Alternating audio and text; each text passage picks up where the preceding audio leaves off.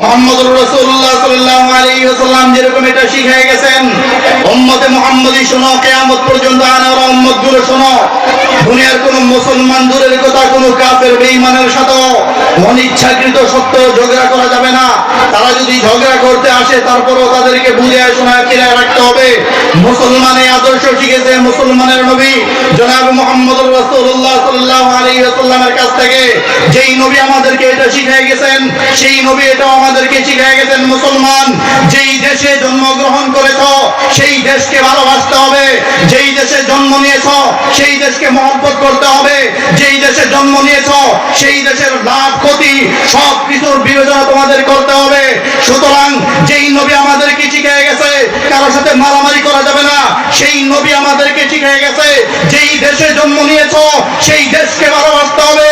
আজকের এই মাহফিল থেকে আমি বলতে চাই, গত কয়েকদিন ধরে রাজশাহীর বুকে আমার এই বাংলাদেশের জমিন নিয়ে ভারতের কিছু কুলাঙ্গার দৈনিক দিন রাত ছিলিমিলি খেলতেছে। আজকের এই মাহফিল থেকে জিয়ানগর এই শামসুদ্দিন হাফিজিয়া মাদ্রাসা থেকে স্পষ্ট আওয়াজে বলতে চাই, ওই বাংলার মুসলমান আর ঘুমিয়ে থাকার সময় নয়। দেখো তাকাও, আমার জমি, আমার বাংলাদেশের জমিগুলো ওই রাজশাহীতে ভারতের লাল কুকুরগুলো নিয়ে যাচ্ছে। আমি কসম করে বলতে পারি, বাংলাদেশের মুসলমান হাজারো দলে বিভক্ত থাকবে। কেউ আত্মচি করবে, কেউ চরমনাই করবে, কেউ তাবলীগ করবে, কেউ জামাত করবে, কেউ দাঁড়ায় ক্যাম্প করবে, কেউ বসে মিলাদ করবে, কেউ আলিয়ায় পড়বে, কেউ কওমিতে পড়বে। হাজারো বিভক্ত হতে পারে, তবে বাংলাদেশের জমিনের ক্ষেত্রে মুসলমান এক বিন্দু মাত্র এই বাংলাদেশের জমিন ওই ভারতের লাল কুকুরগুলোকে দিতে এক বিন্দু মাত্র বাংলাদেশের মুসলমান রাজি না, রাজি না, রাজি না। আপনারা হয়তো খবর রাখেন না, গত এক সপ্তাহ যাবৎ ভারত রাজশাহীর সীমান্তে আইসা ভারতের বিএসএফ আইসা বাংলাদেশের সীমানা নিয়ে যেতে চাইতেছে। তারা মনে করছে বাংলাদেশে তো মুসলমান নাই, তারা মনে করেছে বাংলাদেশ আগে বিগত কয়েক বছর যেরকম ছিল, যেদিক দিয়া খুশি সেদিক দিয়েই সীমানা দেখাইয়া দিছে। কথা বলেন ঠিক কিনা? এমন করেছে না? আরে আওয়াজ দিয়ে বলেন এমন করেছে না? আর একটা আওয়াজ দিয়ে মুসলমানের শক্তিতে বলেন এমন করেছে কিনা? গত 17 বছর যাবৎ যেদিক দিয়ে মনে চায় সেদিক দিয়েই পিলার গাড়ানোর চেষ্টা করেছে। তারা মনে করেছে এখনো বাংলাদেশ ওরকমই আছে, যেদিক দিয়ে মনে চায় সেদিক দিয়েই পিলার গাইরা বাংলাদেশ দখল করতে পারবো। তারা জানে না যেই বাংলাদেশের মুসলমান মাত্র 24 দিনের ব্যবধানে, যেই বাংলাদেশের মুসলমান 1 ঘন্টার ব্যবধানে, যেই বাংলাদেশের মুসলমান মাত্র 15-20 মিনিটের ব্যবধানে বাংলাদেশকে দ্বিতীয়বার স্বাধীন করেছে, কসম খোদার সেই বাংলাদেশের মুসলমান যদি আরেকবার নারে তাকবীরের আওয়াজ দেয় তো বাংলাদেশের সীমানা যেই জায়গায় দখল আছে সেই জায়গাগুলো 1 সেকেন্ডের ভিতরে বাংলাদেশের এই সীমানা বাংলাদেশে চলে আসতে বাধ্য হবে ইনশাআল্লাহ, বাধ্য হবে ইনশাআল্লাহ।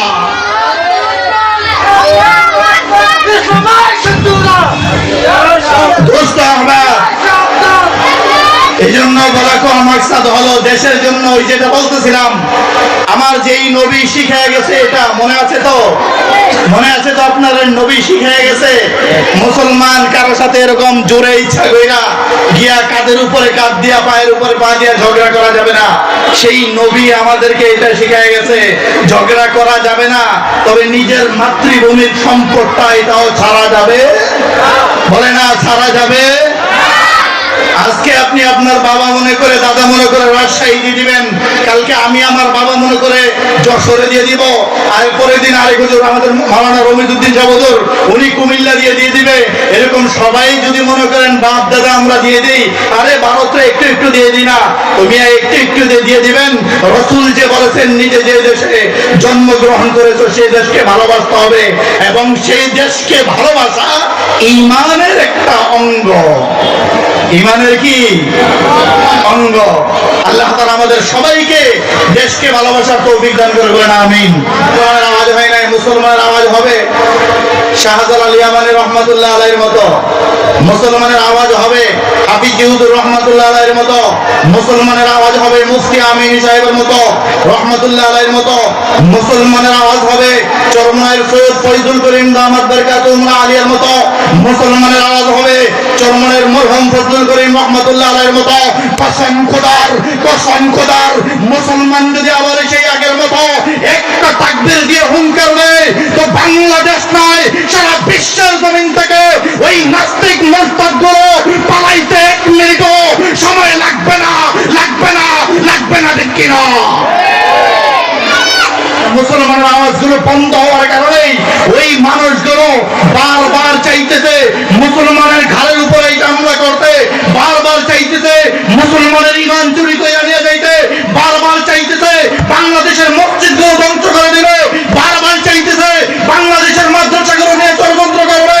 কসম খোদার এই মুসলমানের আওয়াজগুলো, মুসলমানের তাকবীরগুলো যদি ওই শাহজালাল ইয়ামানীর মতো হয়, মুসলমানের তাকবীরগুলো যদি হাফিজ চৌধুরীর মতো হয়, মুসলমানের তাকবীরগুলো যদি মুফতি আমিনী রহমাতুল্লাহ আলাইহির মতো হয়, কসম খোদার বাংলাদেশ থেকে দ্বীন ইসলাম তো দূরের কথা, বাংলাদেশের মুসলমানকে এক বিন্দু মাত্র ইসলাম থেকে পিছ পাওয়াইতে পারবে না।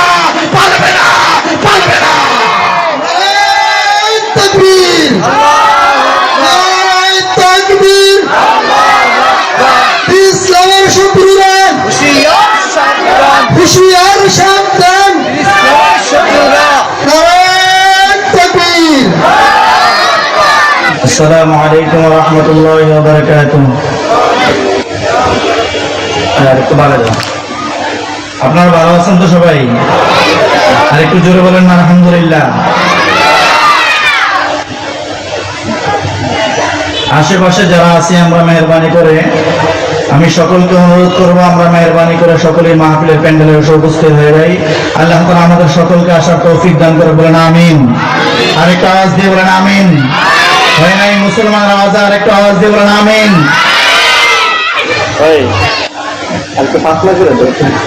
লাগে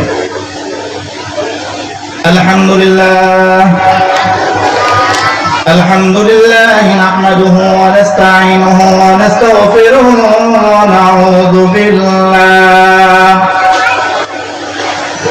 ونعوذ بالله من شرور أنفسنا ومن سيئات أعمالنا، من يهد الله فلا مضل له ومن يضلله فلا هادي له، ونشهد أن لا إله إلا الله وأن محمدا عبده ورسوله،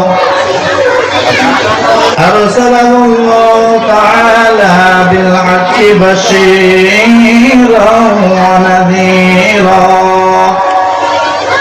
وداعيا إلى الله بإذنه وسراجا منيرا. أما بعد فأعوذ بالله من الشيطان الرجيم. بسم الله الرحمن الرحيم. إن الله وملائكته يصلون على النبي يا أيها الذين آمنوا صلوا عليه وسلموا تسليما. اللهم صل على محمد وعلى آل محمد كما صليت على إبراهيم وعلى آل إبراهيم إنك حميد مجيد.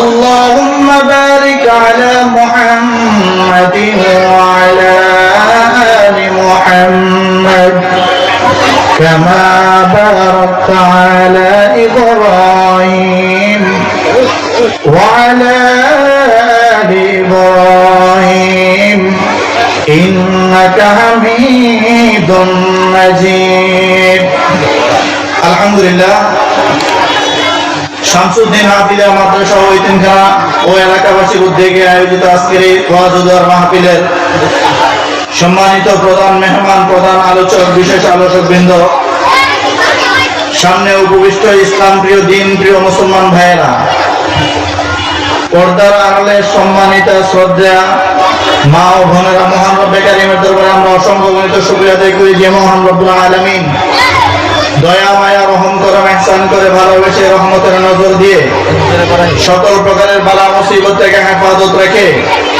আজকের এই সুন্দর মাহফিল, জান্নাতের বাগানে আসার বসার মতো তৌফিক আর নিয়ামত যে আল্লাহ আমাদেরকে দান করেছেন, সেই রব্বে কারীমের দরবারে, রব্বুল ইজ্জতের দরবারে অন্তরের অন্তঃস্থল থেকে কালিমাতুশ শুকর আদায় করি।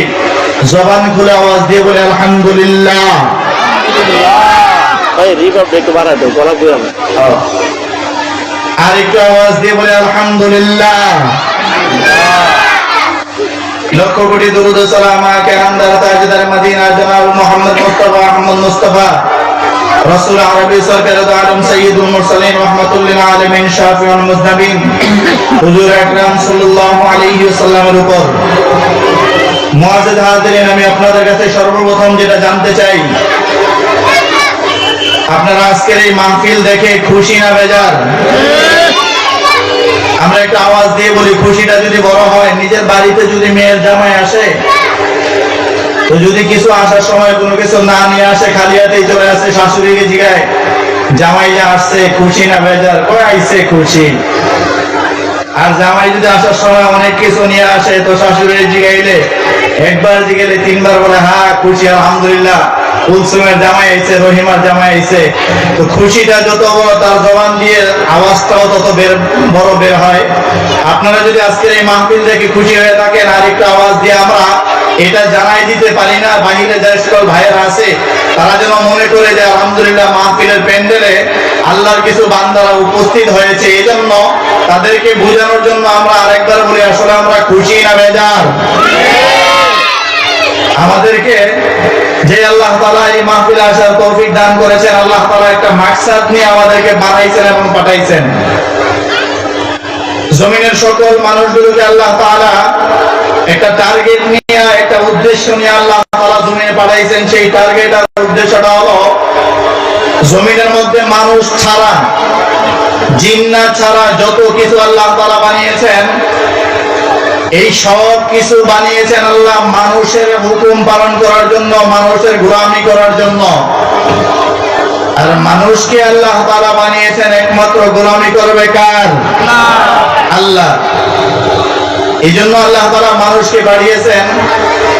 তো মানুষ ইবাদত করবে, গোলামি করবে কিভাবে? সেই জন্য আল্লাহ তাআলা জনাব মুহাম্মদুর রাসূলুল্লাহ সাল্লাল্লাহু আলাইহি ওয়াসাল্লামকে নবী হিসাবে প্রেরণ করে, সর্বশেষ নবী, শ্রেষ্ঠ নবী হিসাবে আল্লাহ তাআলা পাঠায়া সর্বশ্রেষ্ঠ গ্রন্থ আল কোরআন, কোরআন মাজিদ, কোরআন হাকিম আল্লাহ তাআলা রাসূল আকরাম সাল্লাল্লাহু আলাইহি ওয়াসাল্লামের উপরে অবতীর্ণ করেছেন। আর রাসূল সাল্লাল্লাহু আলাইহি ওয়াসাল্লাম কোরআন অনুযায়ী উম্মতকে দাওয়াত দিয়েছেন এবং কিয়ামত পর্যন্ত আনাওয়ালা উম্মতকে কোরআন অনুযায়ী চলতে বলেছেন, কোরআন অনুযায়ী আমল করতে বলেছেন। যদি কোরআন অনুযায়ী আমল করে, কোরআন এবং সুন্নাহ অনুযায়ী যদি বান্দাদের জীবনগুলো পরিচালনা করে, তো আল্লাহ তাআলা দুনিয়ার অল্প কয়েক জিন্দেগি, হায়াতের এই অল্প কয়েক জিন্দেগি পার হওয়ার পরে চিরস্থায়ী জিন্দেগিতে শান্তির ব্যবস্থা করে দিবেন আল্লাহ তাআলা। এটা আল্লাহ তাআলা ওয়াদা করেছেন। সুবহানাল্লাহ। এই জন্য ইবাদত যে উম্মত করবে, এই ইবাদত করার জন্য আল্লাহ তাআলা যে কালামে মাজিদ নাজিল করলেন, এই কালামে মাজিদ রাসূল আকরাম সাল্লাল্লাহু আলাইহি ওয়াসাল্লামের উপরে আল্লাহ তাআলা নাজিল করলেন। আল্লাহ তাআলা রাসূল সাল্লাল্লাহু আলাইহি ওয়াসাল্লাম সাহাবায়ে কেরামদেরকে শোনাইলেন। সাহাবায়ে কেরামের পরে কিয়ামত পর্যন্ত আনাওয়ালা এই জমিনে কোরআন আল্লাহ তাআলা বাকি রাখবেন একটা মাধ্যমে। সেই মাধ্যমগুলোর মধ্যে অন্যতম একটা মাধ্যম হলো, কিয়ামতের আগ পর্যন্ত কোরআন নিয়ে যত মানুষই যত বাহানা করবে, যত মানুষই যত ছিলিমিলি করবে, কিন্তু আল্লাহ তাআলা একদল মানুষকে সঠিক রাস্তায় সঠিকভাবে সহিহ শুদ্ধ করে কোরআন তেলাওয়াত করে উম্মতকে বোঝানোর জন্য একদল মানুষ, এক শ্রেণীর লোককে আল্লাহ তাআলা এই জমিনে বাকি রাখবেন। একবার বলেন আলহামদুলিল্লাহ।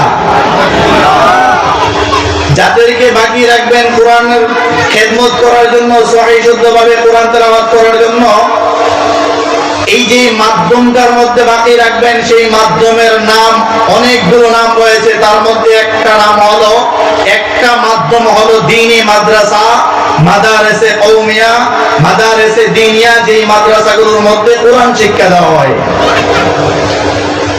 এই মাদ্রাসাগুলোর মধ্যে কোরআন শিক্ষা দেওয়া হয়। কোরআন আপনি আমাদের ছেলেগুলোকে শামসুদ্দিন হাফিজিয়া মাদ্রাসা এতিমখানায় কেন ভর্তি করাবো, এই বিষয়ে দু একটা কথা বলে মাইক ছেড়ে দেবো ইনশাআল্লাহ। আমরা শুনতে রাজি আছি তো ইনশাআল্লাহ? আরেকটা আওয়াজ দিয়ে বলেন না ইনশাআল্লাহ। মুসলমানের আওয়াজ হয় নাই, মুসলমানের আওয়াজ হবে শাহজালাল ইয়ামানী রহমাতুল্লাহ আলাইহির মতো, মুসলমানের আওয়াজ হবে হাফিজ জিহুদুর রহমাতুল্লাহ আলাইহির মতো, মুসলমানের আওয়াজ হবে মুফতি আমিনী সাহেবের মতো রহমাতুল্লাহ আলাইহির মতো, মুসলমানের আওয়াজ হবে চরমনাইয়ের সৈয়দ ফয়জুল করিম দামাত বরকাতুহুম আলিয়ার মতো, মুসলমানের আওয়াজ হবে চরমনাইয়ের মরহুম ফজলুল করিম রহমাতুল্লাহ আলাইহির মতো। কসম খোদার মুসলমান যদি আবার সেই আগের মতো একটা তাকবীর দিয়ে হুঙ্কার দেয়, তো বাংলাদেশ নয় সারা বিশ্বের জমিন থেকে ওই নাস্তিক মুরতাদগুলো পালাইতে 1 মিনিটও সময় লাগবে না, ঠিক কিনা? কিন্তু মূল সমস্যা হলো মুসলমান তাদের তাকবীরগুলো ভুলে গিয়েছে। মুসলমানকে জোরে ধমক দিলে মুসলমান মাথা নিচু করে চলে আসে। তারা মনে করে যে মুসলমানরা হয়তো আমাদের সাথে পারবে না, বা আমাদের সাথে তারা কোনো দিক দিয়েই পারবে না, এই জন্য মাথা নিচু করে চলে আসে। অথচ আমরা মাথা নিচু করে এই জন্য চলে আসি, রাসূল আকরাম সাল্লাল্লাহু আলাইহি ওয়াসাল্লাম আমাদেরকে এটা শিখিয়ে গেছেন। বুঝেন ভালো করে, মুহাম্মদুর রাসূলুল্লাহ সাল্লাল্লাহু আলাইহি ওয়াসাল্লাম উম্মতকে এটা শিখিয়ে গেছেন এবং বুঝিয়ে গেছেন, উম্মত তোমার সাথে যদি কোনো বেদিন, কোনো অমুসলিম, মুসলমান তো দূরের কথা, যদি কোনো অমুসলিম তোমার সাথে ঝগড়া করতে চায়, অমুসলিম যদি তোমার সাথে আইসা তর্ক বিতর্ক করে, তাকেও তুমি আল্লাহর দিকে তাকে মাফ করে দাও। আপনারা বুঝে থাকলে বলেন, আমরা এই ক্ষমা করা এবং মাফ করার এই শিক্ষাটা আমরা শিখেছি আমাদের নবী হযরত মুহাম্মদুর রাসূলুল্লাহ সাল্লাল্লাহু আলাইহি ওয়াসাল্লামের কাছ থেকে। সুতরাং মুহাম্মদুর রাসূলুল্লাহ সাল্লাল্লাহু আলাইহি ওয়াসাল্লাম যেরকম এটা শিখিয়ে গেছেন, জিয়ানগরের মুসলমান একটু ভালো করে বুঝেন, মুহাম্মদুর রাসূলুল্লাহ সাল্লাল্লাহু আলাইহি ওয়াসাল্লাম যেরকম এটা শিখিয়ে গেছেন, উম্মতে মুহাম্মদী শোনো, কিয়ামত পর্যন্ত আনারা উম্মতগুলো শোনো, দুনিয়ার কোন মুসলমান দূরের কথা, কোন কাফের বেঈমানের সাথে অনিচ্ছাকৃত সত্ত্বেও ঝগড়া করা যাবে না। তারা যদি ঝগড়া করতে আসে, তারপরও তাদেরকে বুঝে শোনায় ফিরায় রাখতে হবে। মুসলমানের আদর্শ শিখেছে মুসলমানের নবী জনাব মুহাম্মদুর রাসূলুল্লাহ সাল্লাল্লাহু আলাইহি ওয়াসাল্লামের কাছ থেকে। যেই নবী আমাদেরকে এটা শিখিয়ে গেছেন, সেই নবী এটাও আমাদেরকে শিখিয়ে গেছেন, মুসলমান যেই দেশে জন্মগ্রহণ করেছ সেই দেশকে ভালোবাসতে হবে, যেই দেশে জন্ম নিয়েছ সেই দেশকে মহব্বত করতে হবে, যেই দেশে জন্ম নিয়েছ সেই দেশের লাভ ক্ষতি সব কিছুর বিবেচনা তোমাদের করতে হবে। সুতরাং যেই নবী আমাদেরকে শিখিয়ে গেছে কারোর সাথে মারামারি করা যাবে না, সেই নবী আমাদেরকে শিখিয়ে গেছে যেই দেশে জন্ম নিয়েছ সেই দেশকে ভালোবাসতে হবে। আজকের এই মাহফিল থেকে আমি বলতে চাই, গত কয়েকদিন ধরে রাজশাহীর বুকে আমার এই বাংলাদেশের জমিন নিয়ে ভারতের কিছু কুলাঙ্গার দৈনিক দিন রাত ছিলিমিলি খেলতেছে। আজকের এই মাহফিল থেকে জিয়ানগর এই শামসুদ্দিন হাফিজিয়া মাদ্রাসা থেকে স্পষ্ট আওয়াজে বলতে চাই, ওই বাংলার মুসলমান আর ঘুমিয়ে থাকার সময় নয়। দেখো তাকাও, আমার জমি, আমার বাংলাদেশের জমিগুলো ওই রাজশাহীতে ভারতের লাল কুকুরগুলো নিয়ে যাচ্ছে। আমি কসম করে বলতে পারি, বাংলাদেশের মুসলমান হাজারো দলে বিভক্ত থাকবে। কেউ আত্মচি করবে, কেউ চরমনাই করবে, কেউ তাবলীগ করবে, কেউ জামাত করবে, কেউ দাঁড়ায় ক্যাম্প করবে, কেউ বসে মিলাদ পড়বে, কেউ আলিয়ায় পড়বে, কেউ কওমিতে পড়বে। হাজারো বিভক্ত হতে পারে,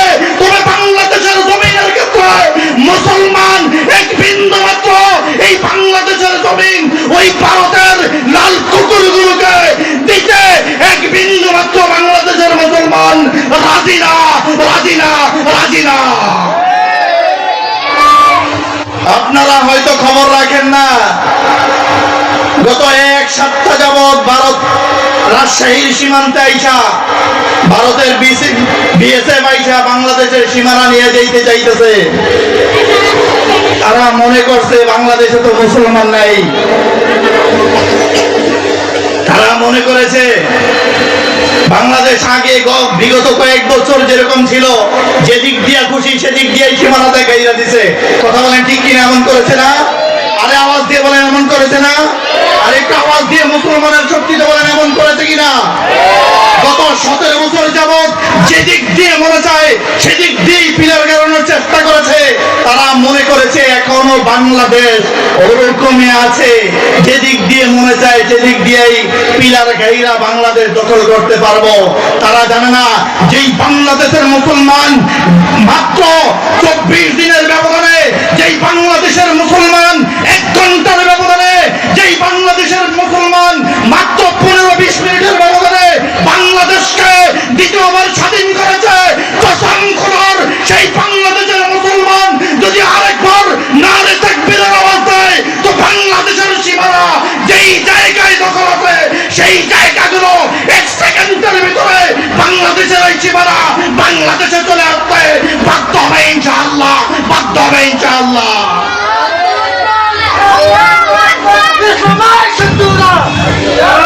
দোস্ত আহবাব, এই জন্য বলা কো মাকসাদ হলো দেশের জন্য। ওই যেটা বলতেছিলাম, আমার যেই নবী শিখায় গেছে, এটা মনে আছে তো?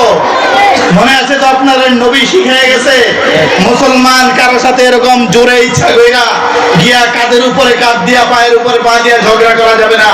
সেই নবী আমাদেরকে এটা শিখায় গেছে, ঝগড়া করা যাবে না, তবে নিজের মাতৃভূমির সম্পদটা এটাও ছাড়া যাবে, বলে না ছাড়া যাবে। আজকে আপনি আপনার বাবা মনে করে, দাদা মনে করে রাজশাহী দিয়ে দিবেন, কালকে আমি আমার বাবা মনে করে যশোরে দিয়ে দিব, আর পরের দিন আরেক হুজুর আমাদের মাওলানা রমিজউদ্দিন সাহেব হুজুর উনি কুমিল্লা দিয়ে দিবে। এরকম সবাই যদি মনে করেন বাপ দাদা আমরা দিয়ে দিই, আরে ভারতে একটু একটু দিয়ে দিই না, তুমি একটু একটু দিয়ে দিবেন। রাসূল যে বলেছেন নিজে যে দেশে জন্মগ্রহণ করেছো সেই দেশকে ভালোবাসতে হবে, এবং সেই দেশকে ভালোবাসা ঈমানের একটা অঙ্গ। ঈমানের কি অঙ্গ? আল্লাহ তাআলা আমাদের সবাইকে দেশকে ভালোবাসার তৌফিক দান করে, বলেন আমিন। তো যে কথাটা বলতেছিলাম, রাসূল সাল্লাল্লাহু আলাইহি ওয়াসাল্লামের উপরে কোরআন নাযিল হয়েছে। এই কোরআনকে আল্লাহ তাআলা বাকি রাখবেন কিয়ামত পর্যন্ত, এবং এটার মাধ্যম হলো দ্বীনি মাদ্রাসাগুলো। সেই ধারাবাহিকতার একটা প্রতিষ্ঠান হলো আজকে যেই প্রতিষ্ঠানের মাহফিল, শামসুদ্দিন হাফিজিয়া মাদ্রাসা ও ইতিমখানার মাহফিল। বলেন না আলহামদুলিল্লাহ? আলহামদুলিল্লাহ। বড় বড় ওলামায়ে কেরাম বয়ান করবেন। তো যে কথাটা বলতেছিলাম, কেন আমরা দিব এই শামসুদ্দিন হাফিজিয়া মাদ্রাসার মধ্যে, তারপরে পাশে আমাদের পরিচিত মাওলানা ওমর ফারুক ভাই আলহামদুলিল্লাহ অনেক মেহনত করে 3000 এই মাদ্রাসাগুলোর মধ্যে আমরা কেন দিব, এটা বলেন একটা ছেড়ে দিব। রাসূলুল্লাহ সাল্লাল্লাহু আলাইহি ওয়াসাল্লাম ইরশাদ করেন, একজন তালিবুল ইলম, যেই ছেলেটা মাদ্রাসায় পড়ে, আমরা আরবিতে বলি তাকে তালিবুল ইলম। এই তালিবুল ইলম যেই ছেলে, যেই ছাত্রটা মাদ্রাসায় পড়ে, যেই ছাত্রীটা মাদ্রাসায় পড়ে, রাসূল আকরাম সাল্লাল্লাহু আলাইহি ওয়াসাল্লাম সাহাবায়ে কেরামদেরকে বলে, সাহাবারা শোনো, এই তালিবুল ইলমের এত মর্যাদা আল্লাহ দিয়েছেন, এত মর্যাদা।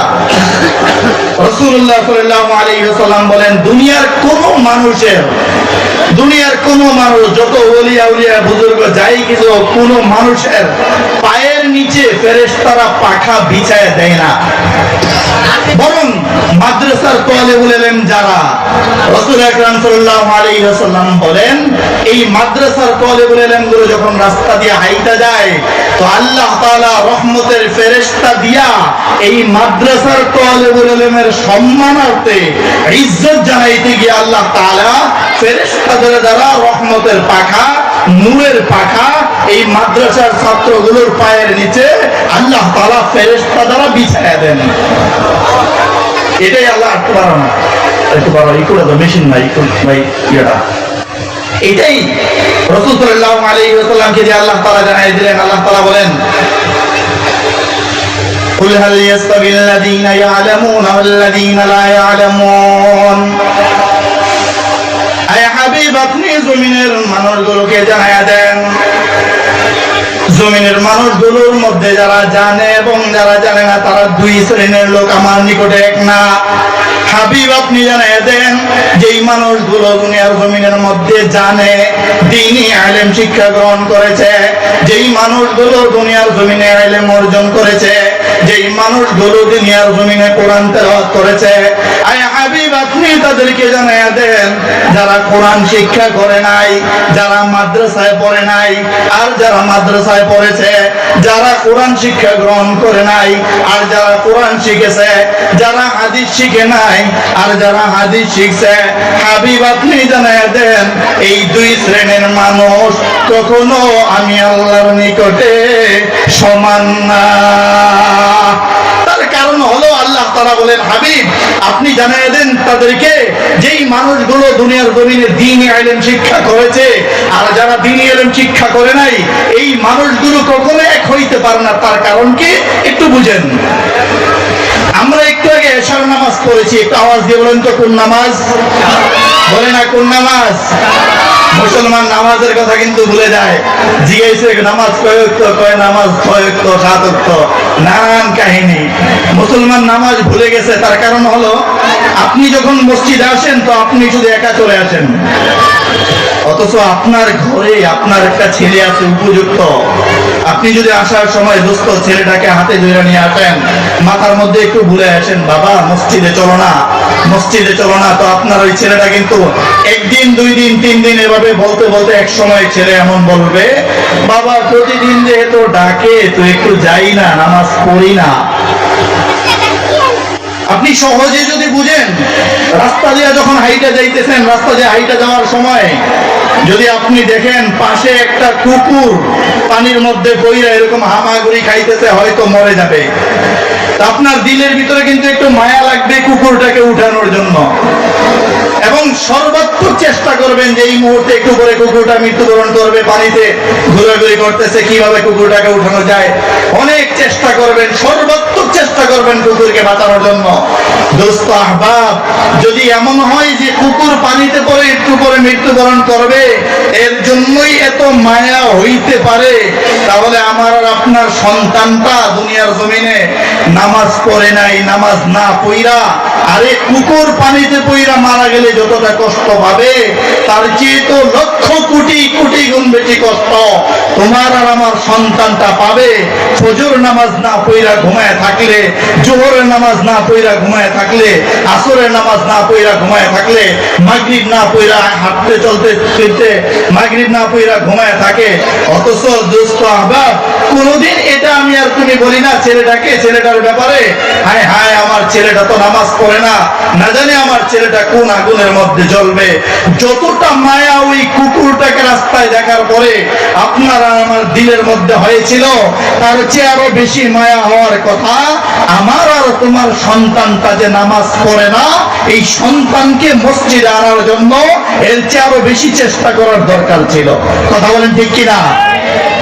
কিন্তু কোথায়? আপনি তো বলেন না আপনার ছেলেটা বড় হয়ে গেছে, আপনার ছেলেটা কথা শোনা না, বলে কেউজোর কথা শোনা। আচ্ছা, যে কথাটা বলতেছিলাম, তো আল্লাহ যে বললেন জাননেওয়ালা ব্যক্তি আর জাননেওয়ালা ব্যক্তি না, যারা জানে যারা জানে না তারা এক না, তার একটা উদাহরণ যেটা বলতেছিলাম, আমরা একটু আগে এশার নামাজ পড়ে আসছি। কোন নামাজ ভাই? এশার নামাজ।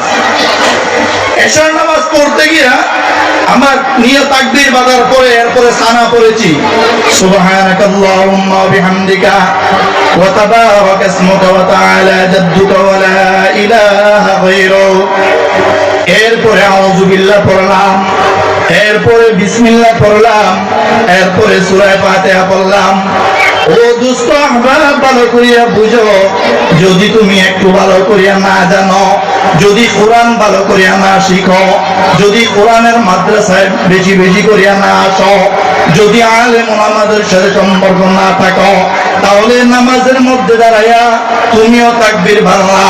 একজন মাদ্রাসার ছাত্র তাকবীর দিল, মাদ্রাসার ছাত্র জানার কারণে, দ্বীনি ইলম শিক্ষা করার কারণে তাকবীর বাইদা সহিহ শুদ্ধ কইরা এখন সানা পয়রা নিছে, সহিহ শুদ্ধ কইরা আলহামদুলিল্লাহ পড়ে নিছে, সহিহ শুদ্ধ করে কিরাত পড়ে নিছে। আর তুমি আর আমি মাদ্রাসায় না পড়ার কারণে, তুমি আর আমি না জানার কারণে এখন তাকবীর বাইদা সানাটাও শুদ্ধ কইরা পড়তে পারি না, আউযু বিল্লাহ বিসমিল্লাহ শুদ্ধ কইরা পড়তে পারি না, নামাজের সূরাগুলো সুন্দর করে পড়তে পারি না।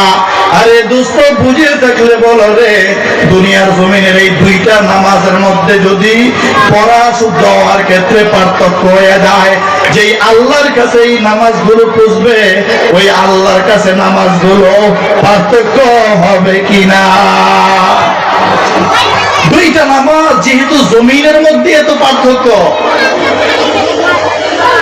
আমি নিজে পড়তে পারি না শুদ্ধ করে, তো জমিনের মধ্যে যদি এমন হয়, আমি দাঁড়ায়া আলহামদুলিল্লাহ রাব্বিল আলামিন আর রহমানির রহিম মালিকুল মুদ্দিন ইয়াকা নাবুদু ওয়া ইয়াকা নাস্তাইন আমিন, আমি এমনি পড়ে ফেললাম, আর আমার পাশে একটা তালিবুল ইলম দাঁড়ায়া সুন্দর করে পড়তেছে আলহামদুলিল্লাহি রাব্বিল আলামিন আর রহমানির রহিম মালিকি ইয়াউমিদ্দিন। আরশে আজিমের মালিক জানায়া দিলেন, হে হাবিব আপনি জানায়া দেন, জমিনের মানুষগুলোকে আপনি জানায়া দেন, যেই নামাজটা যত কেরাত সুন্দর হবে, যেই নামাজের কেরাত যত শুদ্ধ হবে, যেই নামাজের কেরাত যত সহি হবে, যেই নামাজটা যত খুজু খুজুর যাতে হবে, যেই নামাজের যত আমি আল্লাহর জন্য হবে, ওই নামাজটা দুনিয়ার জমিনের মানুষকে আমি আল্লাহ ওই নামাজের উসিলায় কি দেই? আল্লাহ তাআলা জানায় দিলেন, হাবিব আপনি জানায় দেন, এই নামাজি বান্দাগুলো সারা জিন্দেগি ভর যতটা সেজদা দিয়েছে, সারা জিন্দেগি ভর যতটা রুকু করেছে, সারা জিন্দেগি ভর যতটা খেরাত করেছে, আয় হাবিব আপনি জানায় দেন, এই সেজদাগুলোর মধ্য থেকে একটা সেজদা যদি আমি আল্লাহ নিয়ে নেই, বলেন কয়টা সেজদা? বলেন না কয়টা সেজদা?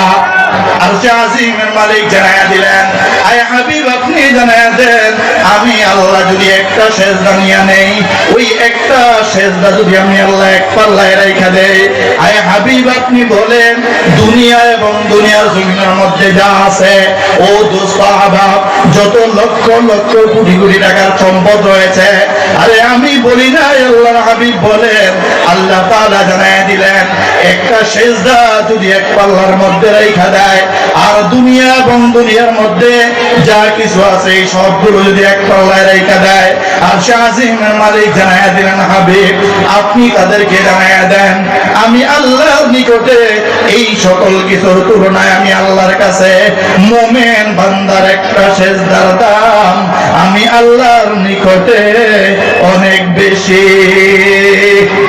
আরশে আজিম থেকে আল্লাহ তাআলা জানায় দিলেন, রাসূল আপনি বলেন না আমার আপনার উম্মতগুলোকে কি টেনশন তারা করে, আমি আল্লাহ তাআলা যদি রহমতের নজর দিয়া, এই কথা বলে কে বেটা, কথা বইল না, হাবিব আপনি জানায় দেন, রাসূল সাল্লাল্লাহু আলাইহি ওয়াসাল্লামকে দিয়ে আল্লাহ বলেন, হাবিব আপনি জানায় দেন না, জমিনের মানুষের মধ্য থেকে সেজদাগুলোর মধ্য থেকে আমি আল্লাহ তাআলা যদি একটা সেজদা পছন্দ করি, ওই একটা সেজদা যদি আমি আল্লাহ তাআলা এক পাল্লায় রাইখা দেই, আর দুনিয়া এবং পুরা দুনিয়ার মধ্যে যা আছে এই সব কিছু যদি আমি আল্লাহ তাআলা আরেক পাল্লায় রাইখা দেই, তো জনাবে মুহাম্মদুর রাসূলুল্লাহ সাল্লাল্লাহু আলাইহি ওয়াসাল্লামকে দিয়ে আল্লাহ তাআলা জানায় দিলেন, হাবিব আপনি বলেন বলেন এই কথাটা, আরে আমি রব্বে কাবার নিকটে পুরা দুনিয়া এবং দুনিয়ার মধ্যে যা আছে এই সব কিছু থেকে বেশি দামি আমি আল্লাহ তাআলার নিকটে ওই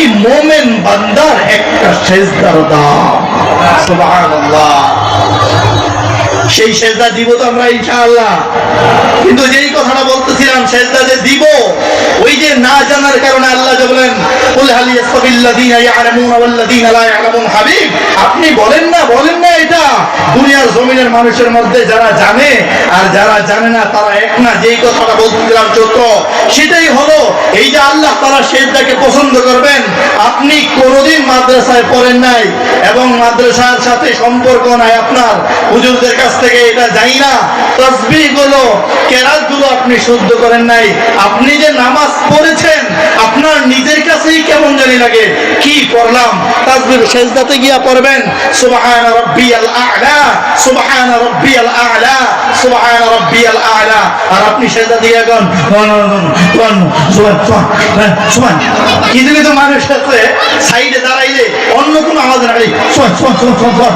আরে বেটা, 3 বার মাদ্রাসায় এত বছর পড়া, তাবলীগে এত চিল্লা দিয়ে বেড়ায়, এত সুন্দর করে সুবহান রাব্বিয়াল আ'লা 3 বার শেষ করতে পারে না, আর সাজায় আইয়া ভাই আইয়া দাঁড়ায় কয় সুবহান। আপনি বলেন এই সোবানে আপনি কত হাজার বছর সেজদা দিলে, দোস্ত বুঝো একটু মনোযোগ দিয়া, আপনি কয় হাজার বছর এই সোবান দিয়ে সেজদা দিলে এই সেজদাটা রব আপনার পছন্দ করবে? আপনি এটা বুঝেন না সহজে, কত কথা বুঝেন। মুসলমান খোলামোলার মানুষ কত জিনিস বুঝে। বাজারে লাউ কিনতে যায় তো লাউটা রেন্ডে টিপে, আরে কষি না বেটা না, কয়দিন আগে কাজ। তরকারি কিনতে যাইবে তো টিপ দিয়া তরকারিটা চায় ভালো কিনা, মাছ কিনতে যাইবে বারবার টিপ দিয়া চায় মাছটা ভালো কিনা। দোস্ত আহবাব, নিজের শরীর, এই শরীরটা বাঁচাইতে, শরীরে যদি মাছ খায় তাহলে আমার দেহটা ভালো থাকবে, যদি মাছ না খাই হয়তো দেহটা অসুস্থ হয়ে যাবে। তাই এই শরীর বাঁচানোর জন্য যেই মাছ খাই, শরীর বাঁচানোর জন্য আমার শরীরে যেই প্রোডাক্ট আমি কিনি, এটাই কিনতেই যদি বারবার খোলামোড়া বাজারে গিয়া এরকম টিপ্পা লাউডা কষি কিনা, লাউডা কষি কিনা, মাছটা তরতাজা কিনা, দুনিয়ার বাজার যেটা খাই আমার দেহ ঠিক থাকবে, এটার জন্যই যদি খোলামোড়া বাজারে গিয়া জিয়ানগর বাজারে বৈশা ঘন্টার পর ঘন্টা টিপ্পা তারপরে কিনতে পারো। দুস্থ আহবাব, যেই নামাজটা তোমার আর আমার এই শরীর, যেই রোগ আত্মা তাজা রাখছে, ওই তাজা রাখবে দিলটাকে, যেই নামাজ, সেই নামাজের ক্ষেত্রে তুমি আইসা বাজারে লাউ কিনতে গিয়া টিপো, অথচ মসজিদ আইসা অথচ যেটা সবচেয়ে বেশি দরকার ছিল উম্মতের লাউ, সেটা যদি খারাপ হয় তরকারি রান্নলে সেটা খাওয়া যাবে, মাছ যদি পচা হয় সেটা রান্না করলে খাওয়া যাবে। দোস্ত আহবাব, নামাজ যদি খারাপ হয়ে যায় তোমার জিন্দেগিতে, যেই নামাজটা আজকে এশায় চলে গেছে, যেটা মাগরিবে চলে গেছে, যেটা ফজরে চলে গেছে, সেই নামাজটা 1000 বছর চেষ্টা করো, এই অক্তটা আপনি আনতে পারবেন না। হয়তো কাজা করতে পারবেন কিন্তু এই অক্তটা আর আসবে না। তাইলে যে লাউটা পচা হইলেও খাওয়া যায়, তার পরের দিন বাজার থেকে আবার লাউ আনা যাবে। অথচ এশার নামাজ আজকে যেটা চলে গেল, মাগরিব আজকে যেটা চলে গেল, যেটা সহি শুদ্ধ করে পড়লাম না, কোন রকম সমান দিয়ে পড়ে ফেললাম। আপনি বলেন কয় হাজার বছর আপনাকে হায়াত দিলে এই এশার নামাজের উত্তরটা আবার আল্লাহ আপনাকে দিবে, আপনি আবার সহি শুদ্ধ করে পড়বেন? বলেন এটা কি সম্ভব? কবে বুঝবেন? কবে এটা বুঝবেন? আপনি তো সব বুঝেন। এই জন্যই রাসূল আকরাম সাল্লাল্লাহু আলাইহি ওয়াসাল্লামকে দিয়ে আল্লাহ তাআলা জানায় দিলেন, বারবার আল্লাহ তাআলা রাসূলকে দিয়া, এটা রাসূল সাল্লাল্লাহু আলাইহি ওয়াসাল্লাম বলেছেন সাহাবায়ে কেরামদেরকে, আরে সাহাবায়ে কেরাম শোনো, কুল হাল ইয়াসতাবিল্লাযীনা ইয়ালামুনা ওয়াল্লাযীনা লা ইয়ালামুন। হাবিব আপনি বলেন সাহাবায়েদেরকে, সাহাবীরা কিয়ামত পর্যন্ত আমার উম্মতদেরকে বলে দিবে, কুল হাল ইয়াসতাবিল্লাযীনা ইয়ালামুন ওয়াল্লাযীনা লা ইয়ালামুন। আয় সাহাবায়ে কেরাম, আরে শোনো, কিয়ামত পর্যন্ত আমার মুসলমান, যারা জানে এবং যারা জানে না তারা কখনো এক হইতে পারে না। যারা শুদ্ধ করে নামাজগুলো পড়ে তাদের নামাজ, আর যারা শুদ্ধ করে নামাজ পড়ে না তাদের নামাজ কখনো এক হইতে পারে না। যারা শুদ্ধ করে কোরআন তেলাওয়াত করে তাদের তেলাওয়াত, আর যারা শুদ্ধ করে কোরআন তেলাওয়াত করতে পারে না তাদের তেলাওয়াত কখনো এক হইতে পারে না।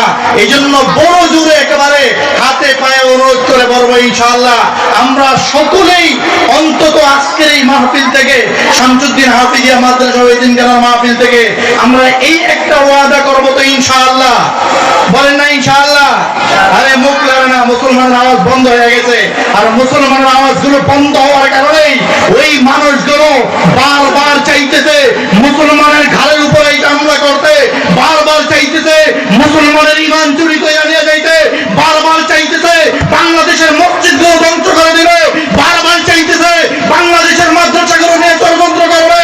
কসম খোদার এই মুসলমানের আওয়াজগুলো, মুসলমানের তাকবীরগুলো যদি ওই শাহজালাল ইয়ামানের মতো হয়, মুসলমানের তাকবীরগুলো যদি হাফিজ চৌধুরীর মতো হয়, মুসলমানের তাকবীরগুলো যদি মুফতি আমিনী রহমাতুল্লাহর মতো হয়, কসম খোদার বাংলাদেশ থেকে দ্বীন ইসলাম তো দূরের কথা, বাংলাদেশের মুসলমানকে এক বিন্দু মাত্র ইসলাম থেকে পিছ পাওয়াইতে পারবে না, পারবে না, পারবে না।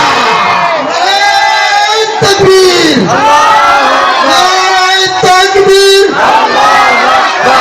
ইসলামের শত্রুরা হুঁশিয়ার সাবধান,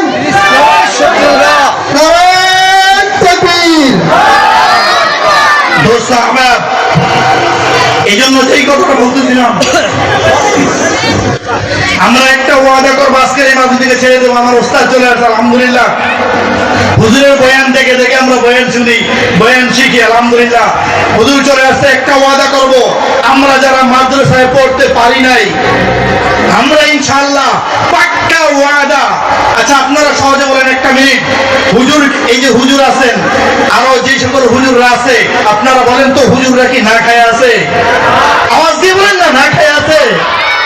বরং আপনি নিজের ঘরে রান্না করে আপনি আপনার বিবিকে বলেন ভালো টুকরাটা হুজুরকে দিও, আজকে বেলাল সাহেব হুজুরের খানা, আজকে সুনামগঞ্জি সাহেব হুজুরে আমার বাসায় দাওয়াত দিছি, আপনি বিবিকে গিয়ে বলেন গোস্তের ভালো টুকরাটা সিনার গোস্ত রাই না হুজুরকে খাওয়ান। কসম খোদার দোস্ত, বুঝো বুঝো, কসম আল্লাহর, যে কোরআনের দাম, যে কোরআন আরশ আজিম থেকে রব নাজিল করেছেন সর্বশ্রেষ্ঠ নবী মুহাম্মদুর রাসূলুল্লাহ সাল্লাল্লাহু আলাইহি ওয়াসাল্লামের উপরে, সেই কোরআন যেমন দামি, কোরআন যেই নবীর উপরে নাজিল করেছে সেই নবী যেমন দামি, এই কোরআনকে যে সকল করে বলেন আমরা শিখবে তাদেরকেও দামি বানিয়ে দিবেন কে? আল্লাহ। এই জন্য অনুরোধ করব, ওয়াদা করবো ইনশাআল্লাহ আমরা আমাদের ছেলে নাতি নাতনি যারা আছে আমরা ইনশাআল্লাহ ইনশাআল্লাহ মাদ্রাসায় ভর্তি করাবো তো ইনশাআল্লাহ। বলে না ইনশাআল্লাহ, জোরে কয় না, বলেন না ইনশাআল্লাহ।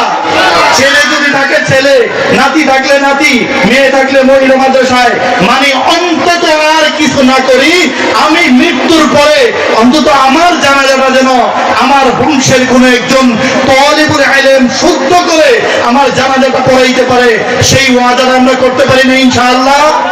মাদ্রাসা শামসুদ্দিন হাফিজা মাদ্রাসা ওই তিনজনের প্রতি আমরা লক্ষ্য রাখবো। মোহতামিম সাহেব হুজুর আলহামদুলিল্লাহ অনেক মেহনত করেন, অনেক মেহনত করেন, অনেক পরিশ্রম করেন। দোস্ত আবার এই দ্বীনি মাদ্রাসাগুলো চলে আপনাদের সকলের দোয়ার উসিলায়।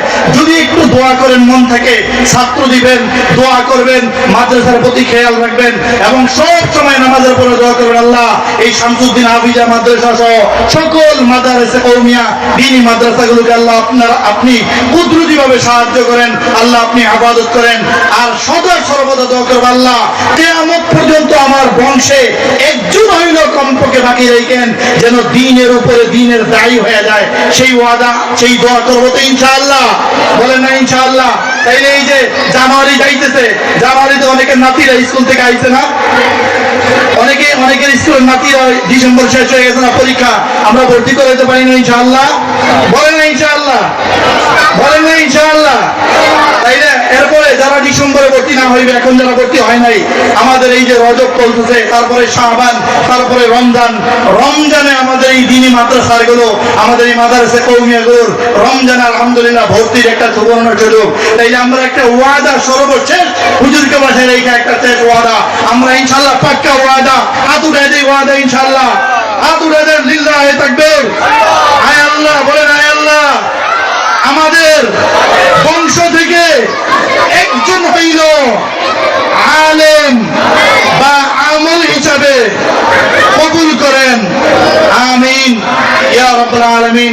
আসসালামু আলাইকুম ওয়া রাহমাতুল্লাহি ওয়া বারাকাতুহু। যেই কথাগুলো বললাম সর্বপ্রথম আমি নিজেকে এবং আমাদের সকলকে আমল করার তৌফিক দান করুন। আসসালামু আলাইকুম ওয়া রাহমাতুল্লাহি ওয়া বারাকাতুহু।